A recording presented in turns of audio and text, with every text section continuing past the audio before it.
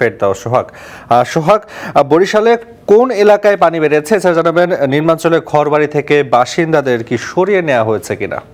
স্বাস্থ্য এবং স্বাদের মধ্যে চমৎকার একটা ব্যালেন্স করে পীর প্রিমিয়াম আয়োডাইজড লবণ। ধন্যবাদ আপনাকে।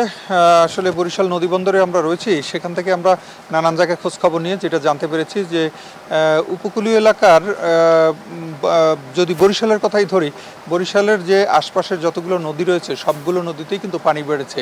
যেমন সাধারণত সন্ধ্যার পর থেকে আমরা এখন পর্যন্ত যেটা জানতে পেরেছি 11টি নদীর পানির পরিমাপ হিসাব করা হয়ে থাকে। সাধারণত বরিশালে পানি উন্নয়ন বোর্ড এই কাজটি করে এবং সেই 11টি নদীর পানির কিন্তু বিপদসীমার উপর থেকে যাচ্ছে, এটি আমরা জানতে পেরেছি। যেমন বরিশালে কিন্তু 12 সেন্টিমিটার উপর থেকে কীর্তনখোলা নদীর পানি প্রবাহিত হয়েছে সন্ধ্যার দিকে।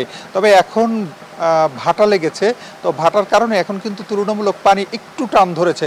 তবে এই ভাটাটা শেষ হওয়ার পরে কিন্তু আবার জ্বর হবে, তখন কি অবস্থা হবে এইটা ঠিক এই মুহূর্তে বলা যাচ্ছে না। একটা জিনিস জানিয়ে রাখি, আমরা নিম্ন অঞ্চলের পানির খোঁজখবর নিতে গিয়ে যেটা জানতে পেরেছি, জেলা প্রশাসক বরিশালের তিনি আমাকে যেটা জানিয়েছেন যে বরিশালের যতগুলো নিম্নাঞ্চল রয়েছে সবগুলো নিম্নাঞ্চলই কিন্তু পানিতে তলিয়ে গেছে।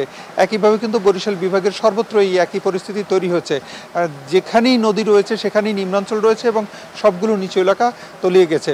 তবে ঘূর্ণিঝড়ের যে আঘাত হানার পরেও সেখানে যে তীব্রতা এখনও কিন্তু সময়টি রয়েছে রাত 12টার পরে অথবা তার পরবর্তীতে অর্থাৎ ভোর পর্যন্ত তো এটি চলতে থাকার কথা।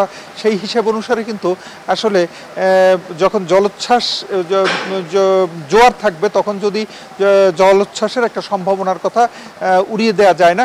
সেই কারণেই কিন্তু বলা হচ্ছে যে 12 থেকে 15 মিটার পর্যন্ত জলোচ্ছ্বাস হতে পারে, এমনটি ধারণা করা হচ্ছে। একটা জিনিস জানিয়ে রাখি যে বরিশাল নদীবন্দর এবং আশপাশ এলাকায় আমরা যতটুকু ঘুরে দেখেছি সব জায়গায় কিন্তু পানি রয়েছে, প্রচণ্ড পানি রয়েছে এবং নিচু এলাকাগুলো তলিয়ে গেছে। এবং বরিশালের হিজলা, মুলাদি এবং মেহেন্দিগঞ্জ এই 3টি জায়গা হচ্ছে নিচু এলাকা এবং মেঘনা নদীর তীরবর্তী এলাকায়, এইসব এলাকায় কিন্তু প্রচুর পানি রয়েছে এমনটি আমরা জানতে পেরেছি। এছাড়া আমরা পটুয়াখালী, ভোলা, বরগুনা এবং ঝালকাঠির যে নিম্নাঞ্চলগুলো রয়েছে সেগুলো পানিতে তলিয়ে গেছে। সেসব জায়গার সহকর্মীরা আমাদেরকে জানিয়েছেন এবং আমাদের যারা স্থানীয় সোর্স রয়েছেন তাদের মাধ্যমে আমরা একই কথা জানতে পেরেছি। এর বাইরে আজকে যতটুকু বৃষ্টি হয়েছে সেই বৃষ্টিপাতের পরিমাণও কিন্তু মোটামুটি সারাদিন থেকে যতটুকু বৃষ্টি হয়েছে একেবারেই কম না, কিন্তু এসব কারণে কিন্তু বিভিন্ন জায়গায় পানি রয়েছে। আমরা খোঁজখবর নিয়ে যেটা জানতে পেরেছি যে যেসব জায়গায় পানি উঠেছিল সব জায়গা থেকে কিন্তু আসলে পানি নেমে যাচ্ছে এরকম কোনো খবর নেই। তবে ভাটার কারণে পানি সামান্য হচ্ছে, কিছুটা কমতির দিকে। তবে এই ভাটার শেষের দিকে এখন সেটি যখন আবার জোয়ারে পরিণত হবে তখন হয়তো পানির পরিমাণ আরও বাড়বে এমনটা ধারণা করা হচ্ছে। পানি উন্নয়ন বোর্ডের যে গেজ রিডার রয়েছে তাদের সঙ্গে আমরা কথা বলেছি, তারা যেটা বলছেন যে আজকে সন্ধ্যা 6টার দিকে কিন্তু পিক আওয়ার হিসেবে তাদের কাছে ধরা হয়েছিল এবং তখন কিন্তু পানির পরিমাণ সর্বোচ্চ ছিল এবং সেই কারণে কিন্তু বিভিন্ন জায়গায় নিচু জায়গা ছাপিয়ে কিন্তু উঁচু জায়গায়ও কিন্তু পানি ঢুকে পড়েছিল কোথাও কোথাও। এবং সেই অবস্থা থেকে আসলে উত্তরণের জন্য অপেক্ষা করতে হবে, এছাড়া আর কোনো কিছুই করার নাই এই মুহূর্ত পর্যন্ত যেটা আমরা জেনেছি।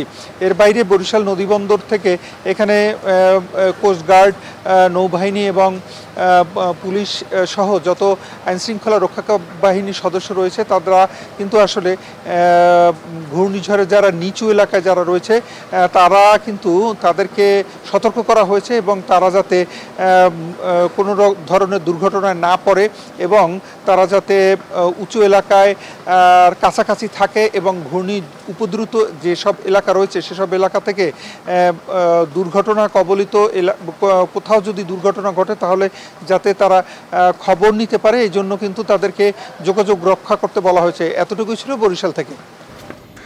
বরিশালে ঘূর্ণিঝড় রিমালের প্রভাবে অনেক এলাকা তলিয়ে গেছে, সে খবর জানাতে যুক্ত হচ্ছিলেন ফেরদাউস সোহাগ।